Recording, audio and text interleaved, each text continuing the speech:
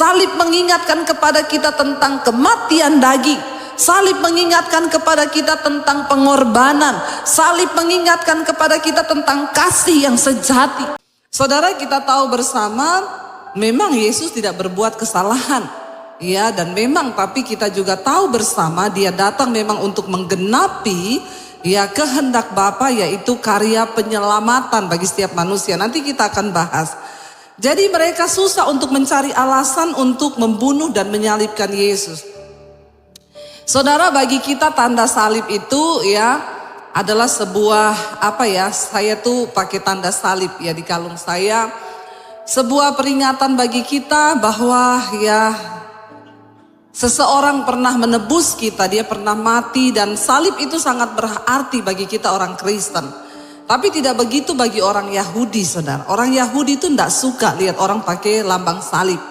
Kenapa? Karena bagi mereka itu lambang aniaya, lambang penderitaan. Ya, kenapa? Karena pada zaman itu setiap orang yang berbuat kesalahan yang sangat besar, dia harus dihukum, yaitu lewat cara penyaliban. Ya, kenapa? Mungkin ada yang berkata, kenapa Yesus nggak ditembak mati? Ya memang pada zaman itu hukuman matinya adalah salib ya bagi orang Yahudi, bagi orang yang sudah berbuat jahat yang tidak lagi dapat diampuni, maka salib itu adalah hukuman terberatnya. Dan itu ditaruh, kalau saudara yang pernah pergi ke Israel, kita melihat itu ditaruh di depan tempat umum, di tengah kota. Dengan tujuan apa? Supaya semua orang melihat bahwa orang yang tergantung di salib itu adalah benar-benar orang yang bejat, menjadi tontonan umum. Setelah dia disiksa, maka dia akan digantung, dibiarkan sampai mati sendiri di atas salib. Itu adalah penghukuman yang begitu luar biasa. Makanya orang Yahudi itu nggak suka pakai orang yang lihat orang pakai lambang salib. Waktu saya bawa grup di Israel, ya seorang tour guide itu dibilang di sana, Bu, ya bagi orang Yahudi itu mereka tidak suka dengan lambang salib. Kenapa? Bagi kami, saya bilang, orang Kristen itu sebuah kebanggaan karena kami telah ditebus oleh darah Yesus. Oh, enggak begitu dengan orang Yahudi, karena mereka melihat salib itu melihat sebuah penghukuman, aniaya dan penderitaan. Ketika para mahkamah agama mencari kesaksian, mereka berusaha, saudara, apa yang kira-kira dapat dituduhkan kepada Yesus. Dan Alkitab mencatat di situ imam-imam kepala, ya malah seluruh mahkamah agama itu mencari kesaksian palsu ya terhadap Yesus supaya ia dapat dihukum mati. Untuk orang bisa dihukum mati ya harus sepadan dengan penghukuman salib itu. Misalnya dia bunuh orang, dia perkosa orang, atau dia seorang penjahat. Lalu dikatakan di sana, tetapi ayat yang ke-60, tetapi mereka tidak memperolehnya. Walaupun tampil banyak saksi dusta, tetapi akhirnya tampillah 2 orang. Saksi-saksi dusta sudah dimunculkan untuk ya bisa menjerat Yesus masuk ke dalam penghukuman mati.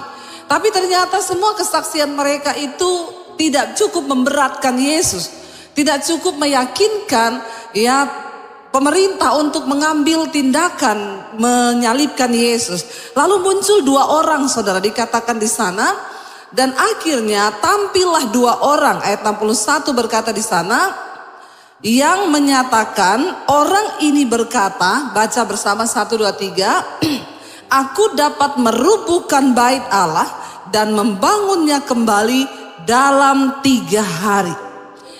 Ini adalah kesaksian yang cukup untuk membuat Yesus diseret lalu dihukum, salib dan bahkan dibunuh. Tetapi memang inilah ya alasan Yesus datang ke dalam dunia untuk menyelamatkan kita. Dia berkata begini, ya orang itu bilang, orang ini berkata, aku dapat merobohkan bait Allah dan membangunnya kembali dalam 3 hari. Dan lalu ayat 62 berkata di sana, lalu imam besar itu berdiri dan berkata kepadanya, ya, tidakkah engkau memberi jawab atas tuduhan-tuduhan saksi ini terhadap engkau? Saudara, Yesus tidak mau mati dengan kesaksian palsu, tetapi dia harus menyatakan dengan benar Kenapa dia harus dihukum mati? Karena memang dia datang untuk mati. Dan orang harus tahu alasan dari Yesus mati itu apa. Makanya di depan mahkamah agama, kesaksian palsu yang dihadirkan semuanya tidak cukup untuk menghukum Yesus mati. Karena memang Tuhan tidak mau dengan kesaksian palsu. Kita aja di dunia tidak mau, saudara, kalau seseorang dijatuhi hukuman atau pembelaan berdasarkan kesaksian palsu. Allah, Tuhan kita bukan Tuhan pecundang yang harus mati dengan kesaksian palsu. Tapi dia harus memberitahukan kenapa dia harus dihukum mati, dan untuk itu dia layak untuk dihukum mati. Dan satu-satunya alasan yang akhirnya membuat mereka itu panas dan jengkel dan benar-benar marah, saudara, adalah sebuah perkataan yang ini bukan palsu. Memang Yesus pernah berkata, aku akan merobohkan bait Allah ini dan aku akan membangunnya kembali dalam waktu 3 hari. Bagi orang yang tidak mengerti arti dari maknanya, itu pasti mereka tidak mengerti, saudara. Dan memang orang-orang ini tidak mengerti karena mereka tidak dibukakan hikmat. Lalu imam besar itu berdiri dan berkata kepadanya, tidakkah engkau memberi jawab atas tuduhan-tuduhan saksi-saksi ini terhadap engkau? Ayat 63, baca bersama. Tetapi Yesus tetap diam. Lalu kata imam besar itu kepadanya, demi Allah yang hidup, katakanlah kepada kami, apakah engkau Mesias, anak Allah atau tidak? Ya, karena yang dapat merobohkan bait Allah itu hanyalah Allah sendiri. Nanti kita akan belajar kenapa mereka marah dan terpancing emosi. Betapa bait Allah itu adalah sebuah tempat yang sangat berarti bagi umat Yahudi. Ya, dan dia bertanya, apakah engkau anak Allah, apakah engkau Mesias itu? Ya, jawab Yesus ayat 64. Engkau telah mengatakannya, akan tetapi aku berkata kepadamu, mulai sekarang kamu akan melihat Anak Manusia duduk di sebelah kanan yang Maha Kuasa dan datang di atas awan-awan di langit. 65. Maka imam besar itu mengoyakkan pakaiannya dan berkata apa? Ia menghujat Allah. Untuk apa kita perlu saksi lagi? Sekarang telah kamu dengar hujatannya. Bagaimana pendapat kamu? Mereka menjawab dan berkata, ia harus dihukum mati. Dan memang ada alasan kenapa Yesus dihukum mati. Sebab dia berkata, bait Allah ini akan dirobohkan dan dalam waktu 3 hari akan dibangun kembali. Ayat 67 berkata, lalu mereka meludahi mukanya dan meninjunya. Orang-orang lain memukul dia dan berkata, cobalah katakan kepada kami, hai Mesias, siapakah yang memukul engkau? Saudara, apa artinya? Ya, merobohkan bait Allah dan akan membangunkannya kembali dalam waktu 3 hari. Mari kita buka bersama Roma pasal yang kelima, saudara. Roma pasal yang kelima, firman Tuhan di sana berkata ayat yang ke-12 mulai. Ya, Roma 5 ayat yang ke-12, saudara, firman Tuhan berkata demikian, Adam dan Kristus, judul perikopnya. Sebab itu sama seperti dosa telah masuk ke dalam dunia oleh satu orang, dan oleh dosa itu juga maut, demikianlah maut itu telah menjalar kepada semua orang, karena semua orang telah berbuat dosa. Ayat 13, sebab sebelum hukum Taurat ada, telah ada dosa di dunia. Tetapi dosa itu tidak diperhitungkan kalau tidak ada hukum Taurat. Ayat 14, sungguh pun demikian maut telah berkuasa dari zaman Adam sampai kepada zaman Musa juga atas mereka yang tidak berbuat dosa dengan cara yang sama seperti yang telah dibuat oleh Adam, yang adalah gambaran Dia yang akan datang. Saudara, kalau kita lihat kenapa sih Yesus Tuhan itu harus datang ke dalam dunia? Ini pengajaran ya inti dari kekristenan. Semua orang Kristen harus tahu supaya ketika engkau ditanya, engkau bisa memberikan pertanggungan jawab. Alkitab berkata, dosa telah masuk ke dalam dunia lewat satu orang yang namanya Adam. Ya, ada nama Adam di sini? Ya, Adam adalah orang yang membawa dosa itu masuk ke dalam dunia. Oleh satu orang, ya, dosa itu juga adalah maut. Waktu dosa masuk ke dalam dunia itu artinya maut, yaitu kehidupan, kebinasaan bagi manusia. Kenapa? Kita ingat kisah pertama kali Tuhan menempatkan Adam dan Hawa di Taman Eden. Tuhan berkata, semua buah di pohon di taman ini boleh kamu makan, kecuali satu buah pengetahuan yang baik dan yang jahat. Kenapa? Karena pada waktu engkau memakannya, maka engkau akan mati. Apa artinya mati? Terpisah dari Allah. Kenapa ketika Yesus mati dia berteriak, Eloi, Eloi, lama sabachthani. Yesus berkata, Allahku, Allahku, mengapa engkau meninggalkan aku? Ayat ini sering dipakai oleh agama lain, menentang dan menyerang orang Kristen. Kalau memang Yesus Tuhan, kenapa dia berkata bahwa Allah meninggalkan dia? Jangan lupa saudara, ketika Yesus tergantung di kayu salib, dia sedang mewakili kita, manusia yang berdosa. Dan dosa, maut, kematian itu artinya terpisah dari Allah. Kenapa saudara kita ini manusia harus tahu bahwa dosa itu adalah hal yang sangat membuat hidup manusia itu jauh dari Tuhan. Ketika engkau berbuat dosa itu artinya kita terpisah dari Allah. Ketika Adam dan Hawa melanggar perintah Allah itu, mereka makan buah itu, mereka saat itu juga mati. Bukan mati saja secara fisik, tapi mereka juga mati secara roh, yaitu binasa karena terpisah dari Allah. Perasaan itu yang Yesus alami ketika dia mati di kayu salib. Dia berkata, Eloi, Eloi, lama sabachthani. Kenapa engkau meninggalkan aku, Bapa? Karena dia sedang berseru mewakili orang berdosa yang harus mati ke dalam alam maut untuk menyelesaikan dosa saudara dan saya. Sama seperti dosa yang masuk ke dalam dunia oleh satu orang, yaitu Adam. Dan dosa itu menjangkiti semua orang yang ada di dunia. Dan dosa itu adalah dikatakan kematian atau kebinasaan. Sebelum hukum Taurat ada, dosa telah ada. Tetapi dosa itu tidak diperhitungkan kalau tidak ada hukum Taurat. Tuhan membawa hukum ke dalam dunia agar hidup manusia itu menjadi baik. Mau dikembalikan kepada posisi semula, tapi ternyata tidak bisa karena dosa itu memang menarik saudara. Ayat yang ke-15 berkata, kita tahu bersama dosa itu upahnya maut, semua pasti mati, kehilangan kemuliaan Allah, kita terpisah dari Allah. Tapi ayat 15 berkata di sana, kita lihat, tetapi karunia Allah tidaklah sama dengan pelanggaran Adam. Sebab jika karena pelanggaran satu orang semua telah jatuh di dalam kuasa maut, jauh lebih besar kasih karunia Allah dan kasih karunia yang dilimpahkannya atas semua orang karena satu orang, yaitu siapa? Yesus Kristus. Dan kasih karunia tidak berimbang dengan dosa satu orang. Sebab penghakiman atas satu pelanggaran itu telah mengakibatkan penghukuman.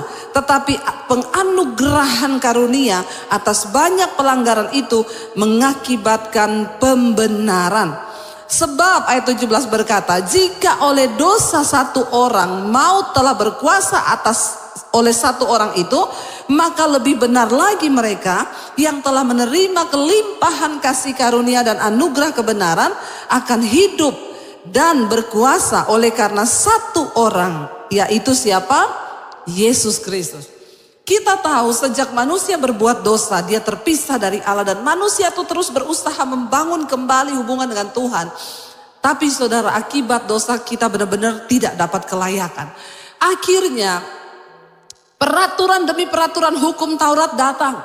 Kalau kamu berbuat dosa, kamu harus menyembelih lembu, sapi, domba, dan engkau harus mencurahkan darahnya. Imam-imam itu harus masuk mengadakan pendamaian di dalam bait Allah. Kenapa tadi saya berkata bait Allah begitu penting bagi umat Yahudi? Karena itu adalah sebuah tempat mereka mengalami perjumpaan dengan Allah. Dan bait Allah itu sendiri adalah tempat pengampunan dosa. Dan hanya Allah lah yang berkuasa untuk mengampuni dosa. Bagi mereka pernyataan Yesus itu sangat menghujat karena dia berkata dia akan merobohkan bait Allah itu dan membangunnya hanya dalam waktu 3 hari. Saudara bayangkan kalau sampai hari ini Yesus itu tidak datang, dia tidak mati, maka saudara bisa bayangkan seluruh umat manusia di dunia. Kita kalau bikin dosa harus pergi cari lembu, sapi, kambing, domba untuk dipersembahkan darahnya. Dan kalau kita baca peraturan hukum Taurat, engkau bikin dosa ini, engkau harus sembelih yang tambun yang berumur sekian bulan, engkau bawa dengan roti yang tidak beragi, engkau persembahkan dengan tepung 1 eva dengan ini. Peraturan hukum Taurat itu begitu rupa. Saudara bayangkan, kalau Yesus tidak datang sampai hari ini, kira-kira cukup nggak itu kambing domba yang dijual di pasar dan peternakan untuk menghapus dosa kita? Hello? Cukup? Maka akan kekurangan kambing domba. Kenapa? Karena dosa manusia lebih banyak daripada. Amin. Dan saudara, ketika Yesus menyatakan pernyataan itu, karena dia melihat memang sudah tidak bisa. Manusia itu diselamatkan dengan apapun gak bisa. Dosa mereka sudah terlalu bejat. Manusia itu sudah terlalu kotor. Dengan darah apapun tidak sanggup lagi untuk membersihkan dan menguduskan. Jadi harus Allah yang turun dalam rupa manusia itu. Banyak orang bertanya, kalau dia memang Tuhan, kenapa dia harus jadi manusia? Memang untuk menunjukkan jalan keselamatan, Allah itu harus menjadi manusia. Supaya manusia itu mengerti. Ya, kita mau bicara sama semut, saudara. Kalau kita lihat semut mau jatuh di jurang, lalu kita bilang, semut, kamu mau jatuh loh di jurang. Kira-kira dia mengerti enggak? Enggak, maka kita harus jadi semut untuk bisa bicara kepada semut. Allah yang begitu hebat, begitu mulia, berbicara lewat nabi-nabinya. Dia sampaikan hukum-hukumnya, tapi nabinya dibunuh. Bangsa Israel memberontak, manusia tetap menjadi bejat karena memang lebih mudah untuk hidup dalam dosa ketimbang hidup dalam kebenaran. Maka Allah berinisiatif dan Alkitab berkata, karena begitu besar kasih Allah akan dunia ini, sehingga diberikannya anaknya yang tunggal, supaya barang siapa percaya pada dia tidak binasa, melainkan beroleh hidup yang kekal. Ya saudara, saya kemarin waktu seminar hamba-hamba Tuhan di Maros, saya ngobrol-ngobrol sama teman-teman hamba Tuhan. Saya bilang Yesus itu luar biasa ya. Dia mulai pelayanan di umur 30 dan pelayanannya cuma 3 tahun loh. Dia sudah mengakhirinya dengan baik. Ya, dia melayani 3 tahun, dia menggenapi seluruh kehendak Allah. Umur 33 Yesus mati. Ya, jadi kita sama-sama saling bertanya, kira-kira kita nih hamba-hamba Tuhan, ya berapa tahun ya Tuhan kasih kita pelayanan dan berapa lama kita bisa menggenapi semua yang Tuhan percayakan. Ya, kita belajar dari Yesus. Ya, ketika 3 tahun dia selesaikan semua kehendak Bapa dan dia berkata sudah selesai. Bapak Ibu yang terkasih, ini adalah makna kenapa Yesus harus datang. Ya, dia berkata dia robohkan bait Allah dan dia akan membangunnya kembali dalam waktu 3 hari. Ya, dan akhirnya saudara, Alkitab berkata ketika Yesus mati di atas kayu salib, tabir itu terbelah menjadi 2. Yang memisahkan antara ruang maha kudus dengan pelataran ruang kudus. Tidak ada seorang pun yang bisa tembus masuk ke ruang maha kudus selain para imam. Dan para imam pun yang masuk ke sana untuk mengadakan pendamaian dosa bagi umat, mereka harus kudus. Maaf saudara, saya baca di perjanjian lama, imam-imam kalau dia besok akan bertugas masuk ke ruang maha kudus, kadang mereka takut tidur. Kenapa? Dia takut mimpi basah. Kalau dia mimpi basah, maka pasti dia mati besok di ruang maha kudus. Betapa kudusnya kekudusan Tuhan itu. Tidak sembarangan imam bisa masuk. Jadi imam itu masuk, kakinya diikat. Ada lonceng gemerincing di bawah kakinya, yang menandakan bahwa imam itu masih hidup. Kalau sudah tidak ada bunyi lagi, berarti imam itu mati di ruang maha kudus dan mayatnya harus ditarik saudara. Sebab tidak ada seorang pun yang boleh masuk di antara tabir ruang Maha Kudus itu. Saudara bisa bayangkan kalau sampai hari ini itu semua masih berlaku. Orang yang bikin dosa banyak. Cari imam yang benar-benar kudus dan bisa layak masuk ke ruang Maha Kudus itu begitu terbatas karena banyak imam yang mati di dalam ruang Maha Kudus. Ya, makanya saya selalu bilang kita sekarang enak pelayanan, naik mimbar, turun mimbar, habis naik mimbar kita bersinah. Ya, banyak orang yang selingkuh nggak mati. Ya, kenapa? Karena anugerah. Tapi jangan salah. Ya, tidak selamat nanti ke depan. Tapi waktu itu tidak ada anugerah. Imam pun salah. Bayangkan loh, saya baca di Alkitab, dia nggak berani tidur, mimpi basah aja kan, mimpi basah dia nggak mau sebenarnya saudara. Ya, dia mimpi basah aja dia nggak layak, besok dia pasti mati. Karena itu ada imam yang bertugas itu dari mereka itu tidak sedikit yang tidak berani tidur kalau malam. Karena dia harus masuk ke ruang Maha Kudus itu untuk melakukan pendamaian umat manusia dengan Allah. Saudara bisa bayangkan kenapa Yesus berkata, aku akan merobohkan bait Allah itu. Dan dalam 3 hari aku akan membangunnya kembali. Dia mati saudara 3 hari, dia turun ke dalam maut. Dia bereskan semua kutuk atas dosa manusia. Dalam waktu 3 hari dia bangkit kembali. Dan anugerah itu layak kita dapatkan. Dosa kita diampuni oleh Tuhan. Kita bisa menerima karya keselamatan tanpa perlu lagi kita mati di ruang Maha Kudus. Tidak ada seorang pun yang layak. Dan pengertian ini tidak dimengerti oleh mahkamah agama dan para imam-imam pada waktu itu. Mereka berkata dia menghujat Allah. Saudara, kita tidak pernah tahu bagaimana Tuhan itu betapa mulia rencananya. Makanya kalau orang itu tidak dipenuhi Roh Kudus, dia tidak akan bisa mengerti rahasia ini. Saya dulu berpikir orang Kristen itu bodoh. Kenapa percaya Tuhan yang mati? Ternyata setelah sekarang saya menjadi Kristen, saya belajar Alkitab. Saya mengerti, wow, betapa luar biasa apa yang Yesus lakukan. Saudara, kita baca satu hal hari ini. Apa sih makna dari salib Kristus itu? Mari kita buka bersama 2 Korintus pasal yang ke-13 ayat 4 sampai ayat yang ke-5 ya. 2 Korintus pasal yang ke-13 ayat 4 sampai dengan ayat yang ke-5. Kita baca bersama ya. 1, 2, 3. Karena sekalipun ia telah disalibkan oleh karena kelemahan, namun ia hidup karena kuasa Allah. Memang kami adalah lemah di dalam dia, tetapi kami akan hidup bersama-sama dengan dia untuk kamu karena kuasa Allah. Ayat yang ke-5 berkata 1, 2, 3. Ujilah dirimu sendiri. Apakah kamu tetap tegak di dalam iman? Selidikilah dirimu. Apakah kamu tidak yakin akan dirimu bahwa Kristus Yesus ada di dalam diri kamu? Sebab jika tidak demikian, kamu tidak tahan uji.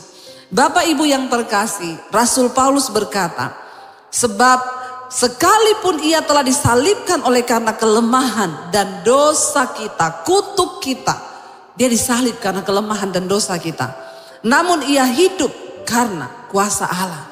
Karena itu Rasul Paulus berkata saudara pada hari ini, memang kita semua ini adalah lemah.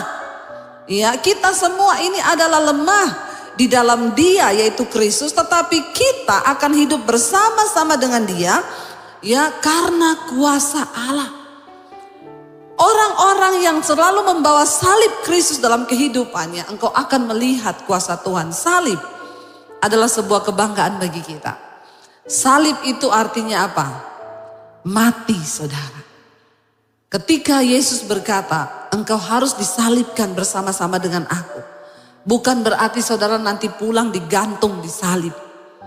Artinya apa saudara? Engkau harus mati bagi dirimu sendiri, bagi dagingmu, bagi semua hal-hal dosa dalam diri kita, supaya kita bisa melihat kemuliaan Tuhan. Salib mengingatkan kepada kita tentang kematian daging. Salib mengingatkan kepada kita tentang pengorbanan. Salib mengingatkan kepada kita tentang kasih yang sejati. Yesus mengalami semua hal. Dia dipukul, tadi kita lihat videonya. Dia itu dicambuk, saudara, itu cambuk itu bermata duri loh.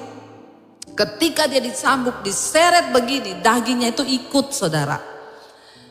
Bukan cuma itu, Yudas yang juga adalah muridnya mengkhianati dia, mencium dia. Dan Yesus berkata kepada dia, untuk inikah engkau mencium aku? Yesus bukan hanya mengerti tentang dosa dan kelemahan yang kita alami. Dia juga tahu penyalipan berbicara tentang pengkhianatan. Jangan pernah putus asa dengan persoalan yang kau hadapi. Di dalam setiap persoalan yang kita alami, kita belum sampai seperti Yesus. Karena itu bersyukurlah Bapak Ibu. Pakailah setiap persoalan, masalah yang kita hadapi menjadi salib. Untuk mematikan kedagingan kita, untuk mencari perkenanan Tuhan. Supaya hidup kita semakin hari dibawa ke dalam kemuliaan Tuhan.